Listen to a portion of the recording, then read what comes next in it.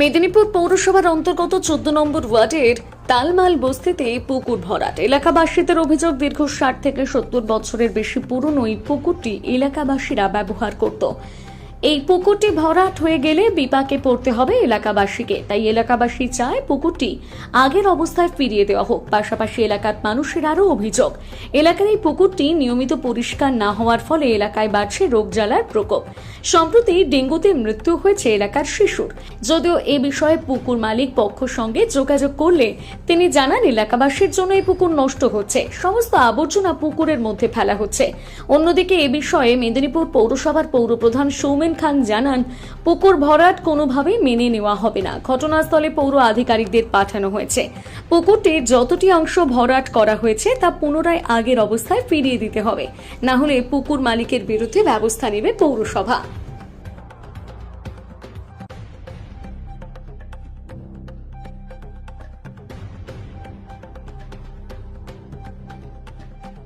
আমি বলতে চাইছি, এই আবর্জনা পুকুর মুকুর পরিষ্কার করার জন্য বলছি। আরো পাড়াতে অনেক ছেলে বাচ্চা আছে, তাদেরকে যেমন না হয়। আমার ছেলে মারা গেছে আর কোনো মায়ের ছেলে যেমন না যায়।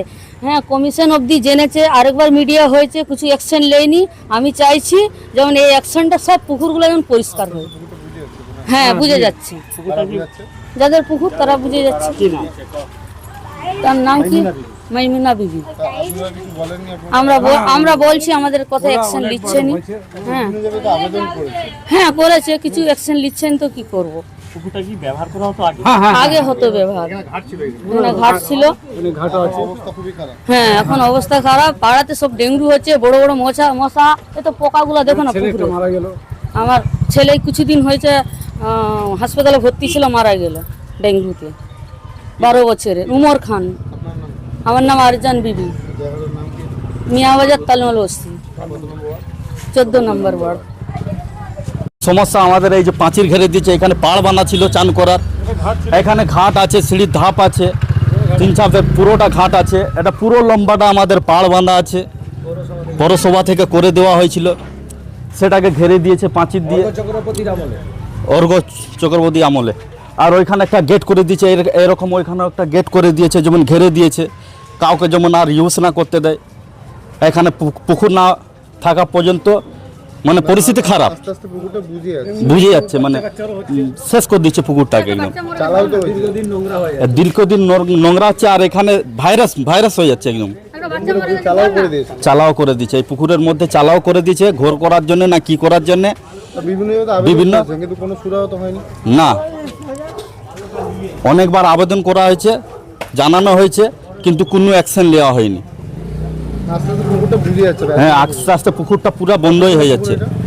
এটা কতদিনের, এটা পুরো পিড়ি, বহু বছর, আমাদের বাপ দাদার আগের অনেক বছর এটা। এখন আমার নাম শেখিন তাজ আলী।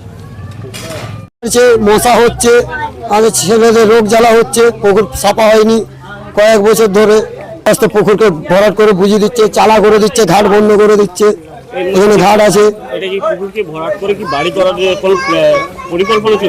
চলছে মনে হয়, ওদের পরিকল্পনা আছে মনে হয়। না, সেগুলোতে আর এদেরকে কি বলবো, এদের লোভটা অনেক বেড়ে গেছে। এরা চাইছে যে পুকুরকে ভর্তি করে করে ওটাকে করবে, ডিগ্রি করে দিবে। হ্যাঁ, অনেক জায়গায় জানিয়েছি, মিউনিসিপ্যালিটি জানিয়েছি, ডিএমকে জানিয়েছি, বিএলআরকে জানিয়েছি, কোনো রকম ব্যবস্থা নেই, কোনো রকম ব্যবস্থা নেই। আমার নাম শেখ আনসার আলী। এটা 14 নম্বর ওয়ার্ড।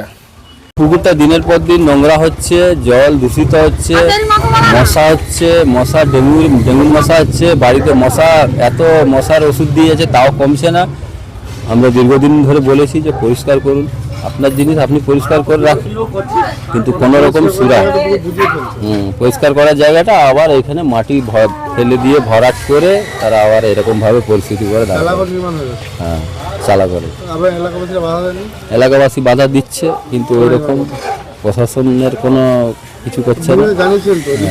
বিভিন্ন জায়গায় জানানো হচ্ছে, প্রশাসনও কোনো গুরুত্ব দিচ্ছে না।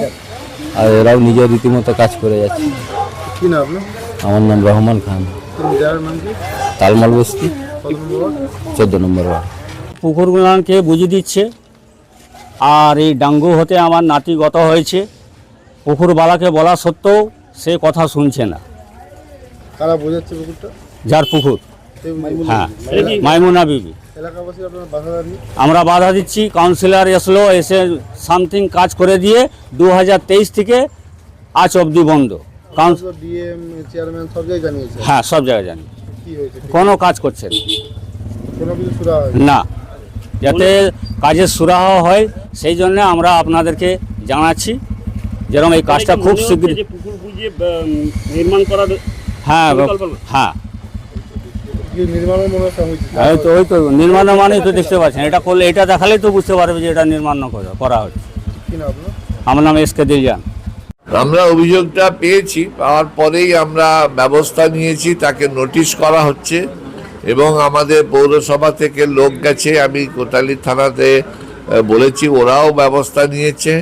তো এখন মানুষকেও একটু এগিয়ে আসতে হবে। পাড়া প্রতিবেশী পুকুরে সেখানকার মানুষ, তারা অন্তত প্রতিবাদ তাদেরকেও করতে হবে। সব পৌরসভা করবে, পুলিশ করবে, প্রশাসন করবে, কোনোভাবেই সেটা সম্ভব নয়। আমরা যাব, নোটিশ করেছি, বারণ করা হবে, তারপরেও যদি করে এফআইআর করা হবে। যা যা সরকারি আইন বিধি আছে সেটা সম্পূর্ণভাবে লাগু করা হবে। পুকুর ভরাট করা বেআইনি। পুকুর ভরাট করতে গেলে অনুমতি নিতে হয় ফিশারি ডিপার্টমেন্ট থেকে। তাই আমরা আজকে লোক গেছে, আমাদের থানাতেও বলেছি।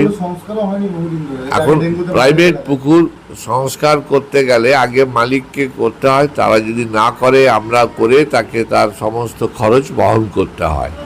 তো এবারে আমরা যে ওনার কাছে আজকে পাঠিয়েছি, আমরা বলবো ওনাকে পুকুর সংস্কার করা এবং যারা রাবিশ ফেলেছে সেই রাবিশগুলোকে তুলে পুকুরের স্বাভাবিক জায়গায় ফিরিয়ে দিতে হবে।